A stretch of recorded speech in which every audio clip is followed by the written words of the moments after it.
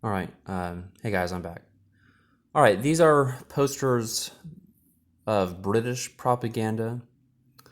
Um, they do some of the same things that German propaganda does, but they also do a few different things as well. This first one right here, um, this is another poster that they would use as a call to the British people to enlist in the British Army. And you can see here, there's this guy, and he's a general, I believe, or he might even be a government leader, I think. But his name is Lord Kitchener, and he is looking. When people look at this poster, he is looking at you, and he is pointing to you, and he is saying to you, "Your country needs you." So he is calling out for British men to do their part and to fulfill their duty as a countryman and serve their country and fight against the Germans. You know, again, that idea of calling out to you directly. That's what this poster is all about, to try to get people to enlist in the army. So that is um, and you'll see an American poster that looks very much like this. Um, but this poster is kind of unique.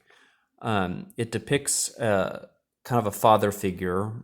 He's probably in his 30s or 40s, probably, and he has a couple kids, and on his lap is his daughter, and his daughter is asking, "Daddy, what did you do in the Great War?" And this poster does a couple things that's pretty unique. They want British men to look back in their lives when they get older and have a sense of pride and a sense of accomplishment in that they served their country and that they did their job in fighting against the Germans and that they protected their loved ones, um, and that they did the right thing. And they also use this kind of idea of almost shaming men, because it carries this idea that if this father figure, if his answer to this question is, well, I didn't do anything, there might be a sense of shame, or maybe a sense that his daughter might be ashamed of him for not doing the right thing, not supporting his country, not fighting against the Germans.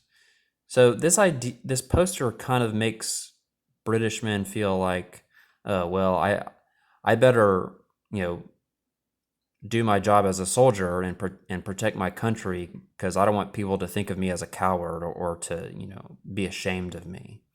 So that's kind of what this poster does. And then this poster right here is also very unique, because women play an important part in propaganda, especially right here. Women of Britain say go, and there's kind of like a mother figure, and she's kind of looking out the window, and you can see there are soldiers that are leaving the house. And this is all about, women being supportive of their husbands and sons as they go to war, because they realize the need for them to go fight um, against others who might be trying to attack Britain or their home. So again, this poster is just all about, women being very supportive, because they have a strong sense of duty and responsibility and obligation.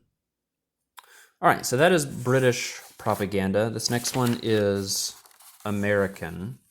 And you've probably seen this one before, but this is a famous poster. This is Uncle Sam, again, saying, he's looking at you, he's pointing at you, and he's saying, I want you for U.S. Army. He is calling out to you directly, um, to enlist in the Army and to fight for their country.